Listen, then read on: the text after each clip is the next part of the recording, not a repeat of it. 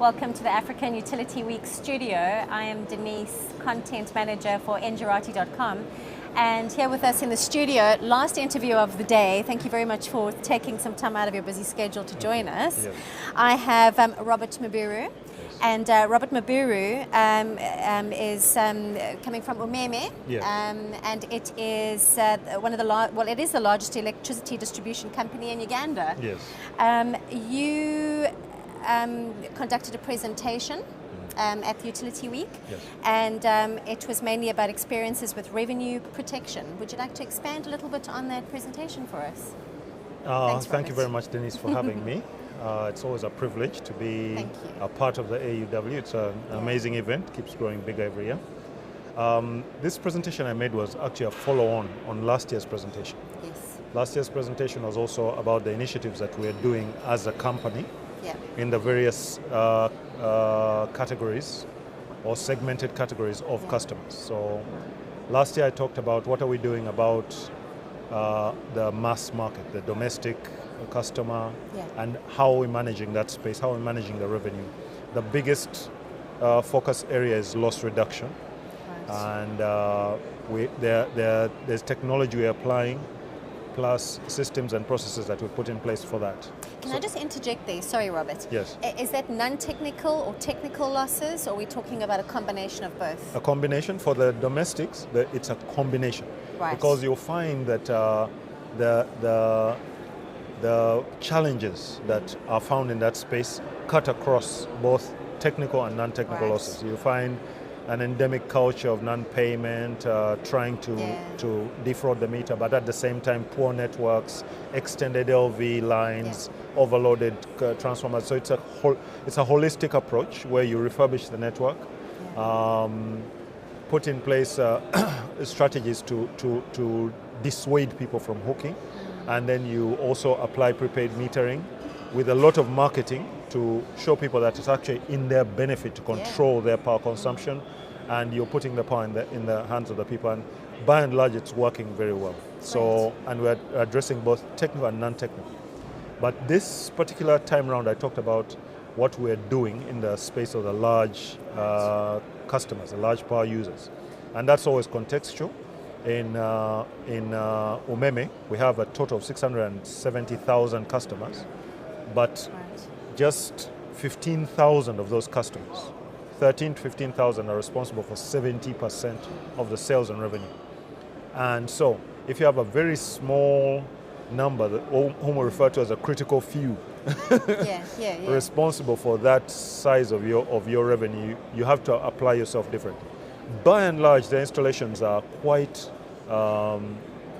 robust in terms of technical construct. Right. So you have very low technical losses. In the main, they are non-technical losses, and really to call a spade, it's malfeasance of one sort or another, maybe theft or connivance or meter bypass and things like that. Right. So the question is, what are we doing? So we decided to apply technologies, install an AMR system, but also install more secure, monitored enclosures, real-time monitoring that can give us alerts. So that gives us near real-time knowledge about what's happening at the installation. Our previous philosophy was to have the installations and you'd have routine reading cycles. So most of the meters would be checked on a monthly cycle. And just downloads of the meters would show in certain cases that after reading at the turn of the month, on the 5th, the guy does whatever he's done and the consumption drops. On the 28th, he undoes it, and then you come and read. And so those are the kind of things we picked up. And whatever they're doing has already been discussed. Everybody knows the full range of what can be done to the meter. So the approach is to secure the meter, keep its reading, its function integral. And also send out a message that we are watching. And but also try and leverage that knowledge, that data, for the benefit of the customer. One of the things that we are selling very hard, and we've already started producing a daily report, is the power status, the power quality status and availability. We tell them that, look, now because we're watching your meter, we know in good time when power's gone or power's bad. And so when you call us, we're not telling you, oh, sorry, let me go and check. Yeah. You're saying, excuse me, we're aware, or we even call you beforehand and tell you maybe we're going to have an outage. Or so it's more proactive. It's very really. proactive, and it's very good for customers, especially in that space where it's all about turnover, reliability of power quality, and things like that. At the same time, we've also passed on this data through our website, and they can look at their consumption patterns, the Qs, the S's, the P's, the power factors, phase by phase on a 30-minute basis, and this data is available to them. Fantastic. Yeah, so it helps them manage their manufacturing cycle, their production cycles, to improve their efficiency. They can see where the wastage is and everything. And I mean, it sounds like you've got the customer engagement pretty well done pat. I mean, I assume that these meters have been received very well by customers based on this engagement strategy, or is that not the case at all? Let me say that we have a bit of a journey, a way to go. Yeah. It is true that the best thing to do, the best way to go, is to engage the customer. But it's early days. Yeah. We are engaging the customer. We are putting this data in there, but we can do a lot better. I mean, there's so much more that we can do to bring the customer much closer and give the customer a sense of their importance to us and a sense that we are there to serve them. And so I can't say that we're there. We definitely have that as an aspiration, and that's why we're bringing this technology. And what strategies have you actually put in place? So you are reaching the customer via the website? Yes. And what about by cell phone, by mobile? What happens is those alerts and whatnot are for our consumption. Right. We recognize that they might not be useful because, first of all, they're numerous and they're technical. Okay. So they might not be interpretable. Okay. But what we've done is we've created an administration system whereby every group of customers has a sort of like an agent or a relationship manager who is more than just your average relationship manager, understands the technical side of, we call them customer service engineers, and we expect them, that's actually part of their KPIs, to make sure that they're constantly in touch with the customer, constantly keeping them updated, checking on them, and making sure that the quality, the commodity we supply them is meeting their expectations. Right. And that's why I say we're still a way to go, because even seated here, I know we're not yet there, but that's our aspiration. It does seem to be a bit of a global phenomenon, this customer engagement. All of a sudden, it sounds as if utilities have realized that the customer really needs to be put on a pedestal. And they need to be looked after, and things need to be explained properly to them. And it seems, I don't think it's just in Uganda, I think in Europe as well, they're grappling with this idea of engaging better with the customer. Let's talk a little bit, we were talking earlier about access, access to power. You attended a presentation. Do you want to just expand on that and share your view access. On that? Yeah. We have a very, very poor record of access in the country. 15% of our population knows about electricity, and that is not acceptable. And everybody, right through the political to the energy sector stakeholders, know. But also there are many initiatives that have been tabled from the donor side, from governments, especially in the West. There's a Power Africa initiative by President Obama, and there's a C4All initiative by the UN chief, Ban Ki-moon, and many others. And there's a lot of money that has been tabled to try and resolve this. And as a country, and obviously as a company, being the largest distributor, we are aligning ourselves as a company towards the access agenda, because it just presses all the right buttons. Just from the company perspective, if I were to be very, very selfish, the only reason that we go for access is because it's going to give us more business, to get more customers. Sure. But then it also tackles some of those really thorny issues like the tariff. I mean, it's a direct division. It's a total cost divided by the number of people using power. So the cost per capita would immediately drop. Absolutely. But also it's all about customer service. If people, if you're reaching out to more people with electricity, you have more people using electricity. You have your visibility, your impact is larger. But then even on a wider scale from a country perspective, everybody knows that electricity is a key driver for the economy. So the more people have access, the more industries that can tap into electricity, the more you commercialize your society. The quicker it progresses, towards the more developed states that we see around the world.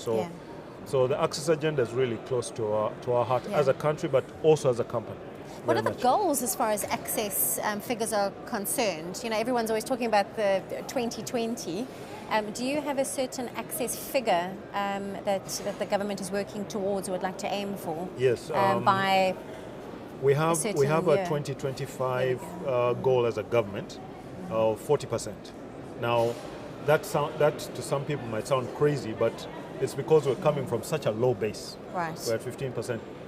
In terms of access percentages, ours is the worst in East Africa. East Africa, that means Kenya, Uganda, Tanzania, Rwanda, Burundi. Even in Rwanda, the access rate is high. Why? Why is that? Well, I think we have not really taken the bull by the horns in the country. Okay. But as I said now, it's the buzzword. Everybody's talking access, right from the ministry to everywhere, to the regulator. But internally, as a company, in our footprint, we're targeting 2 million customers in the next 5 years. Now that's super ambitious. That means we'll have to connect at least 300,000 customers every year. But we believe that the potential is there. Why? Because we have not marketed, we have not even gone out to search for the customer. Of their own volition, even with our dysfunctional processes and our not too good customer service, and the customer having to fight their way, we have 100,000 new connections coming through that very unfriendly system of their own volition without any market. Right. So we believe that the potential actually exists. Certainly sounds and like somebody it. once projected within our footprint alone, because we're not the only distributor, we're the largest, but there's a potential to grow to about 4 to 6 million customers. So there is potential to grow. So much headroom. We just need to take hold of it. Now, when you say take hold of it, as far as investment is concerned, skills, we were discussing a disconnect perhaps between different role players. How are you going to take the bull by the horns and move forward with the strategy of increasing it to 40% by 2025? You must scratch every person's sweet point, what they understand. You must tell the story in a way that makes meaning to every single person. And really, I'd like to congratulate really the World Bank for the work that they've done in Uganda. A lot of hard work, because most of it has been relationship management, getting people to understand what access means in terms of the government perspective, in terms of the political perspective, in terms of the sector perspective, in terms of the economic perspective, such that you can get a narrative that resonates with all the different players. And now that resonance is in play. So you can have all people up to go. I mean, recently we were reviewing our key strategic objectives as a company. And before it was all about loss reduction, revenue collection improvement, safety, the usual things. All of that has been wrapped up, and guess what's at the top there? Access and growth as a key strategic objective of the company. Somebody has done the work to make us understand that it is what? That it is a key. So that's important. And in terms of investment, there's been a lot of money that has been garnered to target the growth potential on the African continent. And mainly speaking, because that's the main area where there's growth. If you go to Europe, all the pressure for efficiency and turn to renewables and things like that has actually started stagnating or even regressing energy growth in terms of gigawatt and or terawatt hours consumed per annum. Yet in Africa, you're talking about 70% of the population not even knowing what electricity is. So even have access to it's it. A totally different paradigm. As my last question, what is your message? What message would you like to get across to perhaps investors, potential investors, or to other utilities? What message do you want to get across from your side, from UMEME's side? From the UMEME side, first of all, I must put in context what the environment UMEME is operating in. Yeah. We're a distributor, the largest distribution company, you said, but we're a private company. Yeah.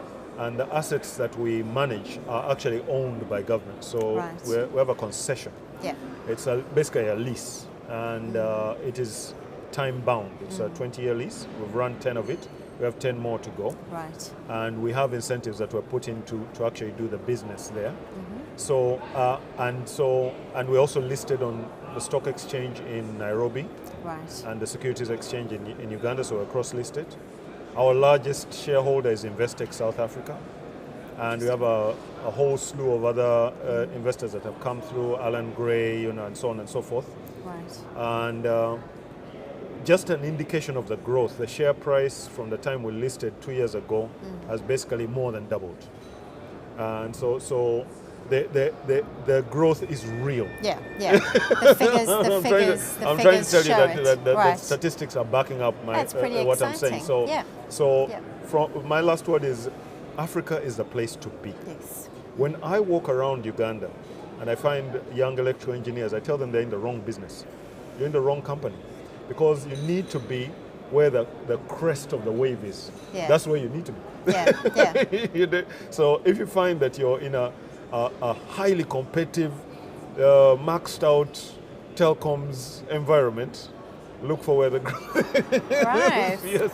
Well, it's going to be very interesting to see if they follow your advice.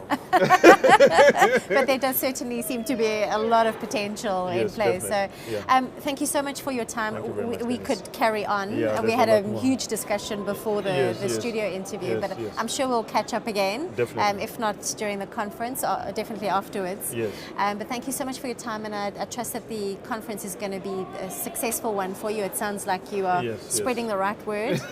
And thank you very much to our viewers. Thank you for spending some time with us. Hope you enjoyed the interview. Have a look at the other studio interviews, which are also published on our site, and enjoy them. Thank you.